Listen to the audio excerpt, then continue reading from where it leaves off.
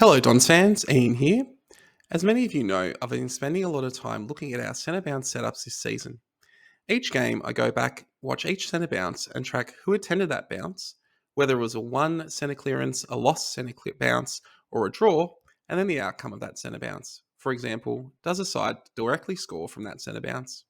The reason I've been doing this is because centre bounce attendances and centre clearance numbers are incomplete stats in telling us who actually is effective at centre bounces. For example, we have the top 10 players who've won centre clearances for Essendon in 2024. As you'd expect, players who've played every game are close to the top. Merritt leads the way with 33 clearances, Durham next with 18, followed by Goldstein and Caldwell with 17. But to me, that doesn't tell you a whole lot. Winning a centre clearance is dependent on a lot more factors than who clears the ball from the congestion. A player can have a big impact on winning a clearance, whether it's through nullifying an opponent or providing a shepherd, but they don't get any credit on the stat sheet. So to effectively judge who is the best at centre clearances for the Bombers, I've charted who is present for each centre clearance and what the result is. From that, we can make better judgments about who the best centre clearance midfielders for Essendon are. It's certainly not the only thing that gives a player value. A player might be poor at the centre bounce, but do better around the ground or in a more congested place like a stoppage. So just because someone has poorer numbers here does not mean that they don't have value to the side. But given that a centre bounce is the only occasion in a game of footy where you can limit the number of players directly involved, at least for a period of time, it does give the opportunity to make clearer judgments on the effectiveness of players in this role. This is especially important for Essendon's current game plan, given its reliance on taking and holding territory. Winning the centre clearance allows you to do that straight away, so players who are doing well in that area should be prioritised. Let's start by looking at the Essendon Ruckman's win rates. Here we have the win rates for Ruckman who have taken a centre bounce so far this year. The red line is the percentage of centre bounces that a Ruckman has attended that have resulted in a win, whilst the number inside in black is the number of centre bounces attendances that they've had. As we can see, Goldstein, who has attended 229 centre bounces, has a win rate of just above 40. Sam Draper, who hasn't played since round 7, has attended 80 centre bounces and has a win rate of 54%. As the two preferred ruckmen, it's clear that Draper has a bigger impact on winning the centre clearance compared to Goldstein, although Goldstein's numbers being above 40 are still respectable as we will see. Nick Bryan has only played the one game, so unfair to judge his effectiveness solely on that, but in that game the Bombers won 36% of his 22 centre bounce attendances. Probably a surprise for many is the effectiveness of Peter Wright at centre bounce. The maximum that he's attending a game is only 7, and he's more often than not going up against the opposition's second ruck, to have a win rate of 50% is certainly very impressive. Now, Goldstein in particular has had periods where he has been both part of a two-man ruck combo with Draper or acting as a solo ruck with Peter Wright supporting. As we can see here, regardless of whether he's in either of those situations, his impact has been fairly similar. He's winning slightly less of the clearances as a solo ruck, but that also hasn't led to a greater percentage of losses. Rather, it's the draws, the times where no team gets a clearance and there's a supplementary ball up, have increased. In some cases, draws can be as important as wins, particularly if you're a good stoppage clearance side. So overall, with or without Draper, Goldstein performs at a fairly similar level so far in 2024.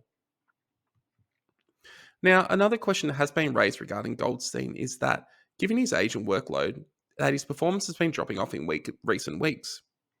Here we see a chart of Goldstein's rid rate per game this year. There's been two major spikes, firstly a big dip in performance against Port Adelaide and a big spike against Collingwood. To be fair, Draper's numbers also have similar spikes in them for those games. Because of that, I think we can put those numbers down to the performance of the other midfielders in those games as opposed to the ruckmen themselves. However, we can see over the past few weeks a declining win rate. From round 9 onwards, his win rate has got lower and lower. Fortunately, that has been accompanied by an increased draw rate, so it hasn't had as major an impact as it could, but it is something to keep in mind. Based on the numbers for Ruckman, you can see why the club is so keen to get Draper back, given his impact at stoppages, particularly at the centre bounce. Let's turn our attention to midfielders. Here we have the midfielders for Essendon that have attended at least 10 centre bounces this year. That leaves off Gresham, Shield and Martin, who have also had attendances this year, but I felt they would have skewed the data, particularly Martin's one win from one attendance. We can see here that the three highest win rate midfielders have been Caldwell, Parrish and Setterfield, with all three having a win rate of 48%. Captain Zach Merritt, who has attended 300 centre bounces this year, is the next best with a win rate of 45%. Everyone else is above 40%. So across the season, none of our main centre bounce midfielders have been terrible. Based on what I've seen so far this year with the numbers, 40% is what I would consider the cutoff to be for a good win rate for a centre bounce midfielder. This chart here is for the same players, but as a percentage of wins, draws, and losses. Setterfield is an interesting one as he has the lowest draw rate. He's been either a win or a loss so far this season. Hobbs has the lowest loss rate, but it's also from the fewest attendances. More data is needed to get a true gauge of his effectiveness, in my opinion. Stringer, along with Setterfield, is the only major midfielder to have a bigger loss rate than win rate to this stage of the season. Now, one thing that has been noticeable across this season is the drop off of impact at centre bounce from the beginning of the year to mid season.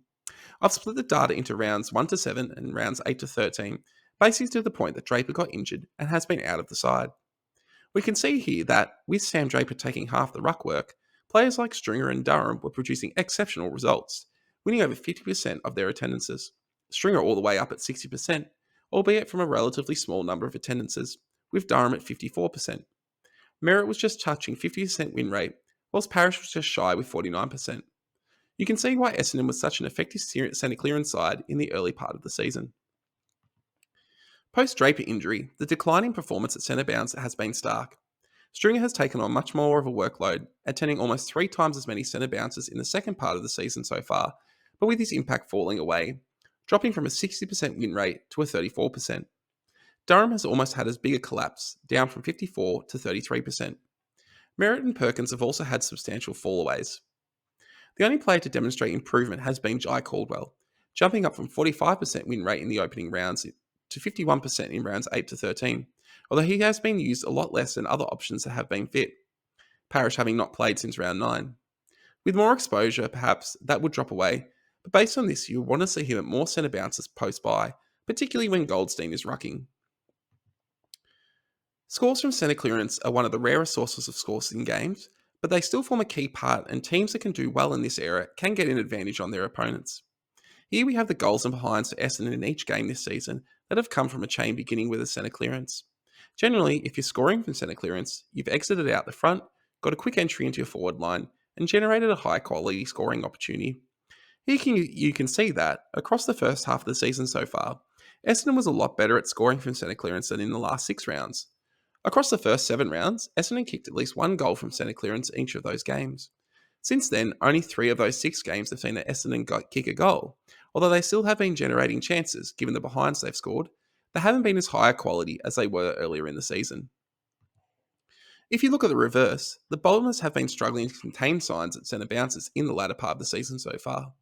Other than the Sydney and Port games, Essendon was doing a good job at restricting opposition from scoring from centre bounce up to round 7. Since then, except against North Melbourne, teams have repeatedly been able to score goals from centre bounce. Essendon have given up at least 2 goals from centre bounce in every game after round 7, other than the one against the Kangaroos. If you remember those games, particularly the Suns and Blues games, those goals have generally come at moments where Essendon have been able to wrestle back momentum, only see the opposition immediately respond with a goal from centre clearance. These hurt a lot, and finding a way to stop it from happening is going to be key post-bye. Finally, let's turn to the combinations of players that have been used at centre bounces this year. Essendon have used 6 centre bounce combos that have attended at least 10 centre bounces together. The most common combo is Goldstein, Merritt, Durham, and Stringer, who've attended 43 centre bounces as a unit. This has been followed by Goldstein, Merritt, Draper, and Parrish, who have been at centre bounces 26 times. This is the raw number of wins, draws, and losses for each of those combos. Todd Goldstein and Zach Merritt appear in all of them, as you'd expect given they have the 2 highest amount of attendances on the list, but does give you a sense of combination win and loss rate. Here's the same information, but presented as percentages. As we can see, our most used combo has not been our most effective, winning only 33% of the bounces they attend and losing 49%. The Goldstein, Merritt, Durham, and Parrish combo is the combo that has been the most positive impact, winning 54 and only losing 35% of their centre clearances. This shows the absence of Parrish at centre bounces, particularly as you look at the bottom of the graph, where his presence along with Goldstein, Merritt, and Stringer produces the second best win rate of any of our most used combos, with 50% win rate and a loss rate of only 21%. Fingers crossed he's able to get back to have an impact at the latter stages of the year. Finally, let's look at our most used midfield combo of Merritt, Durham, and Stringer in combination with the different ruckmen we've used so far this year. As we can see, their combination with Draper has been the most effective, winning 67% of the centre bounce contests. Goldstein with these midfielders is at 33%, whilst Bryan is down at only 14%. It must be noted that both Draper and Bryan's results here come from a single game, so again, not too much should be read into these until we see more data. With the potential return of Draper post-buy, we will be able to get more information and see if combinations with Draper revert closer to the mean, or if there is a clear distinction between the impact of Draper and Goldstein in the ruck. Thanks for watching this video. Hopefully you found the information in it interesting. I will be keeping tracking of this data across the course of the rest of the season, and I'll be doing a similar video at the end of the year, going through the final data, as well as looking at what changed pre and post buy. Until next time, stay safe everyone, and go Dons.